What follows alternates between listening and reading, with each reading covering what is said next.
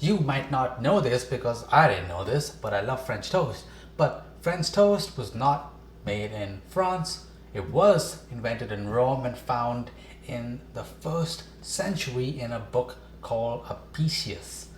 I don't know if that's the right way to say it, but it's kind of crazy that that's where it was first found and I guess written down. In French, it's referred to as pain perdu. And I think that just means stale bread, which makes sense because when bread is stale, it's drier, and you really want bread to be dry so you can soak up all that mixture for the egg and really get that moistness that we all love for a French toast. And that's why I'm bringing you this amazing twist on a French toast. It's going to be savory, it's going to be great for breakfast or brunch. Let's get started. So you want to start by first letting your bread dry out a bit. This is some sourdough and it should dry out a tiny bit in about 30 minutes to an hour. Then crack all your eggs in a bowl, add your milk in, some chopped up green chilies, I love it for the heat, then some Dijon mustard. I'm gonna put some fresh dill, but you can put like a combination of other herbs like thyme or oregano, or even cilantro if you're feeling like that kind of flavor.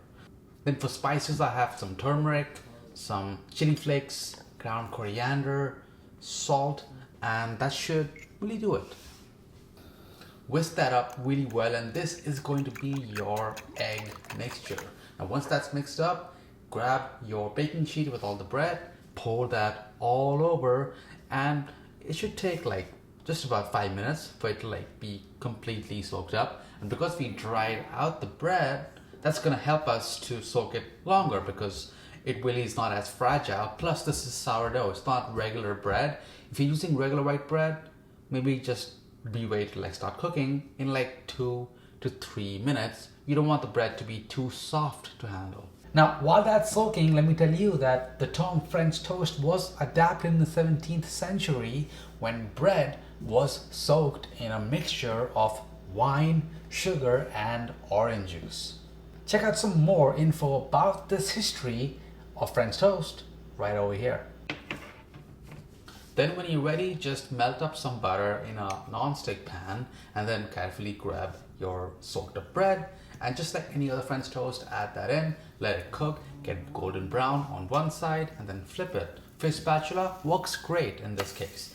And then do the same with the remaining portions as well. What I would recommend is to keep your oven at 180 degrees Fahrenheit just to keep all the toasts warm in case you are making this in bulk for a large number of people. But if it's just for you, you're good to go.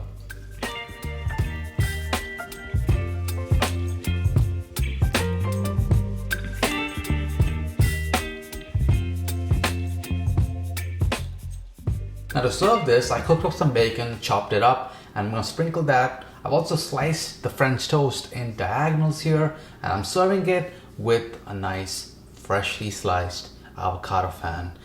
Garnish with some fresh Parmesan cheese, and this is gonna be a great Indian savory style French toast if you really want to switch up your regular sweet kind of French toast. You can really have French toast every day and have it a different way every time.